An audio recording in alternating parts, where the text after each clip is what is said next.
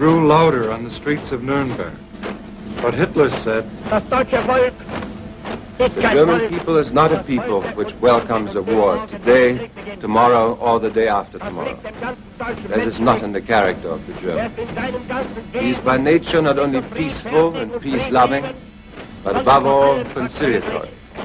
He wants to work. In our country are millions of peasants. They want to till their fields, they want to bring in their harvest. There are millions of workers. They want to perform their work.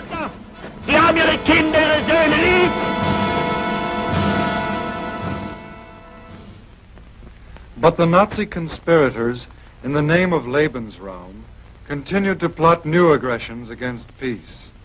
In November 1937, Hitler called a special meeting with defendants Goering, von Neurath and Raeder, and generals von Blomberg and von Fritsch. The meeting was secret, but Lieutenant Colonel Hossbach, Hitler's personal adjutant, faithfully recorded Hitler's words. The German question can be solved only by way of force. For the improvement of our military political position, it must be our first aim, in every case of entanglement by war, to conquer Czechoslovakia and Austria simultaneously. The annexation of the two states to Germany, militarily and politically, would constitute a considerable relief. This meeting set the stage for Nazi expansion, and Act I came only 3 months later at Berchtesgaden, where Defendant von Papen finally engineered a meeting between Schuschnigg, the Austrian Chancellor, and Hitler and Defendants Keitel and von Ribbentrop. Guido Schmidt, who was Austrian foreign minister at the time, also attended the meeting, and now he takes the witness stand. Did Hitler demand that Seyss-Inquart be made Minister of Security? That was one of the demands on their program. Were there also demands made with regard to currency exchange and customs? There were demands of an economic nature of every kind. Hitler told you that you had until February 15th to accept his terms, didn't he? And he told you that if you didn't do so, he would use force? The ultimatum, as Hitler stated it, was that he intended, as early as February, to march into Austria, and that, for the last time, he was prepared to postpone it. Faced by these threats, the Austrians carried out all Hitler's demands. But the Nazi conspirators weren't satisfied. A month later, when Schuschnigg announced a plebiscite on Austrian independence, Hitler and Defendant Goering demanded the plebiscite be cancelled. Another ultimatum demanded Schuschnigg resign within 3 hours. Fearing invasion, Schuschnigg resigned, and finally Defendant Seyss-Inquart was appointed the new Chancellor of Austria. That same day, Goering in Berlin called Kepler of the German embassy in Vienna. The conversation was transcribed. Kepler spoke first. Well, we represent the government now. Yes, that's it. You are the government. Listen carefully. The following telegram should be sent here from Seyss-Inquart. Take the notes.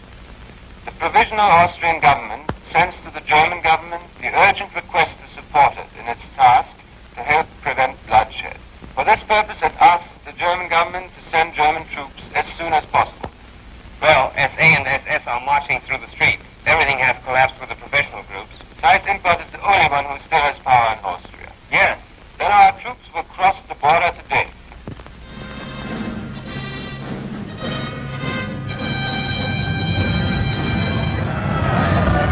The act was written, joining Austria to Germany, and signed by defendants Seyss-Inquart, Goering, Frick, von Ribbentrop, and Hess. Hitler, of course, had said, Germany neither intends nor wishes to interfere in the internal affairs of Austria, to annex Austria or to conclude an Anschluss. 21st of May, 1935, Adolf Hitler.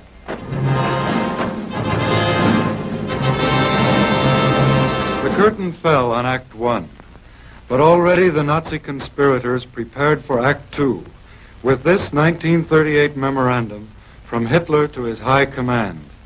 It is my unalterable decision to smash Czechoslovakia by military action in the near future. It is the job of the political leaders to bring about the politically and militarily suitable moment.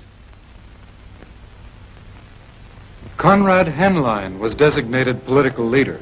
The plan was labeled Operation Green, and Defendant Jodl issued another memorandum reading, Operation Green will be set in motion by means of an incident in Czechoslovakia, which will give Germany provocation for military intervention. The fixing of the exact time for this incident is of the utmost importance.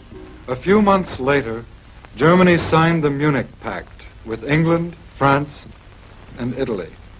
This pact involved the transfer of the Sudetenland to Germany.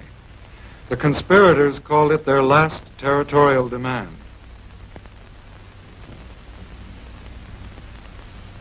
But before the ink was dry, they were making other plans. For Hitler's goal was the complete absorption of Czechoslovakia. And now the Czech president, Hacha, was called to a meeting with Hitler and defendants Goering, von Ribbentrop, and Keitel. They gave him the ultimatum. Bohemia and Moravia would be incorporated into Germany immediately, or Czechoslovakia would be invaded and Prague destroyed from the air. Hacha was helpless. Defendants von Ribbentrop and Frick signed the decree making Bohemia and Moravia a German protectorate. Speaking some months before about the Sudetenland, however, Hitler had said, I have promised, and repeat it here, that there will be no more territorial problems for Germany in Europe. I will be no longer interested in the Czech state, and I will guarantee it. 26 September 1938, Adolf Hitler.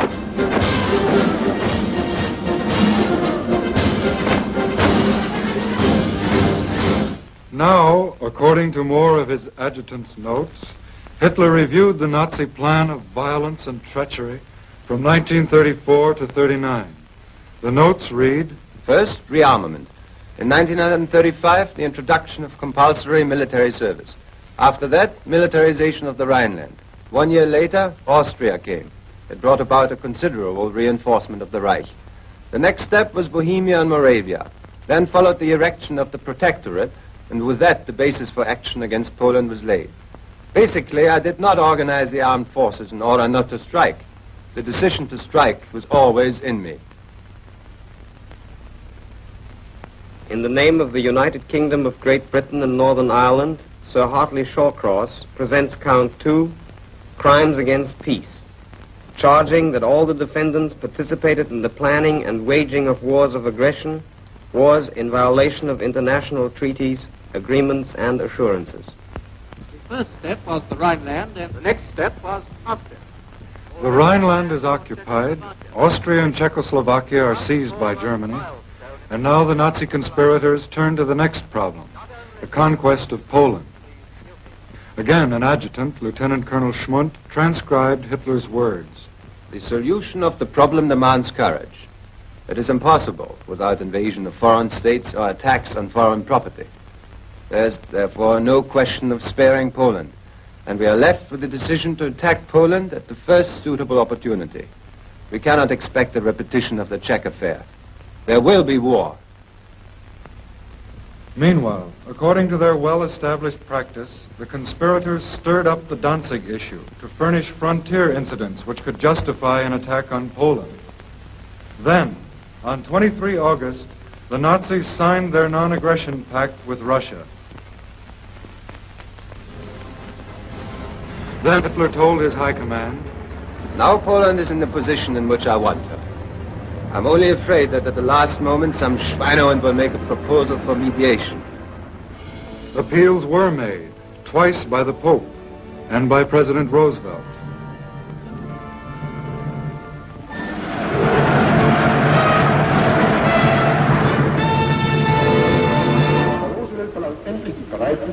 Finally, Mr. Roosevelt asks that assurance be given him that the German armed forces will not attack and above all, not invade the territory or possessions of the following independent nations. He then names as those coming into question Finnland, Lettland, Litauen, Estland, Norwegen, Schweden, Dänemark, Niederlande, Belgien, Großbritannien, Irland, Frankreich, Portugal, Spanien, die Schweiz, Liechtenstein, Luxemburg, Polen. Meine Antwort. On 1 September 1939, the Nazis sent the Wehrmacht smashing into Poland and into a new world war. For France and England, faithful to their mutual assistance pact with Poland, immediately declared war on Germany.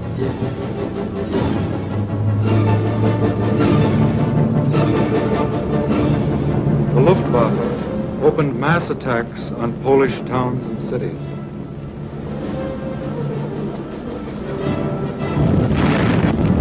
And Hitler, according to Schmundt's notes, said, destruction of Poland in the foreground. I shall give a propagandist cause for starting the war. Never mind whether it be plausible or not. Have no pity. Take a brutal attitude. But, as usual, before the attack on Poland, Hitler told the world, during the troubled months of the past year, the friendship between Poland and Germany has been one of the reassuring factors in the political life of Europe.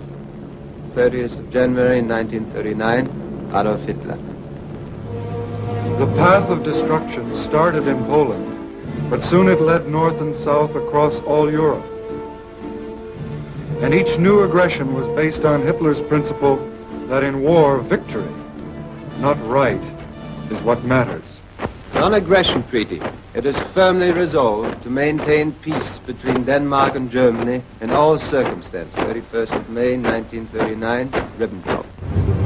But on 9 April 1940, German troops invaded Denmark.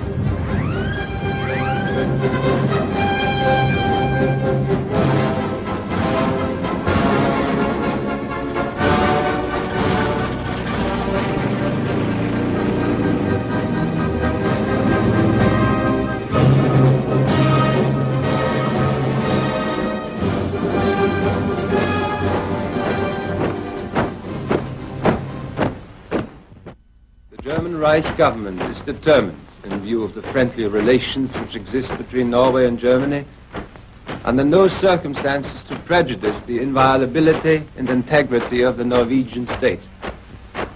2nd of September 1939, Deutsches Reich. But on 9 April 1940, German troops invaded Norway.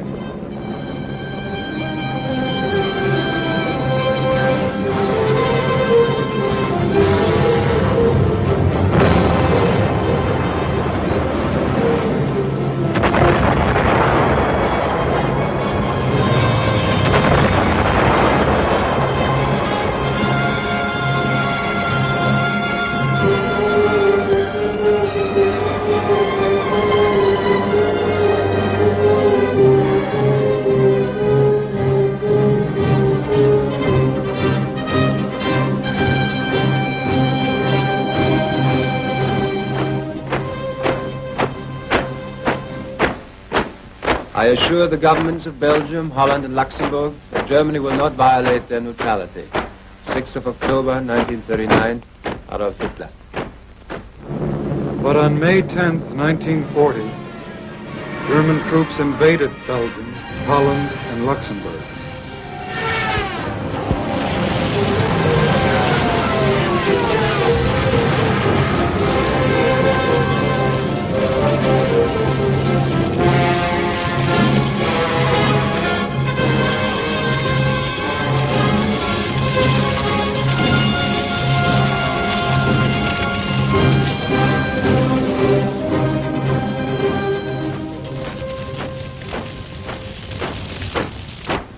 Firmly established, reliable relationship of Germany to Yugoslavia will represent an element of calm to our nerve-wracked continent. This peace is the goal of all who are disposed to perform really constructive work. 1st of June 1939, Adolf Hitler. But on 6 April 1941, German troops invaded Yugoslavia.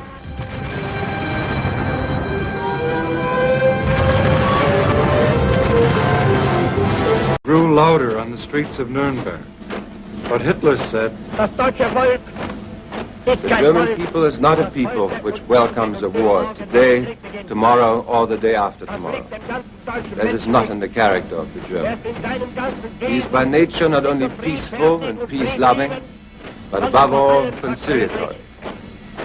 He wants to work. In our country are millions of peasants. They want to till their fields, they want to bring in their harvest. There are millions of workers. They want to perform their work.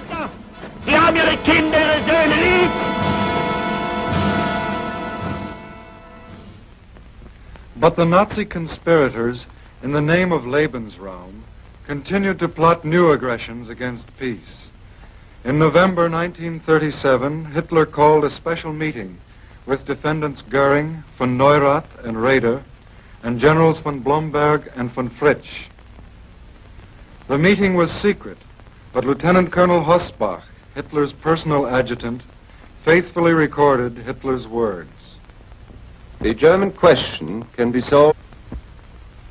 This meeting set the stage for Nazi expansion, and Act I came only 3 months later at Berchtesgaden, where Defendant von Papen finally engineered a meeting between Schuschnigg, the Austrian Chancellor, and Hitler and defendants Keitel and von Ribbentrop. Guido Schmidt, who was Austrian foreign minister at the time, also attended the meeting. Only by way of force. For the improvement of our military political position, it must be our first aim, in every case of entanglement by war, to conquer Czechoslovakia and Austria simultaneously.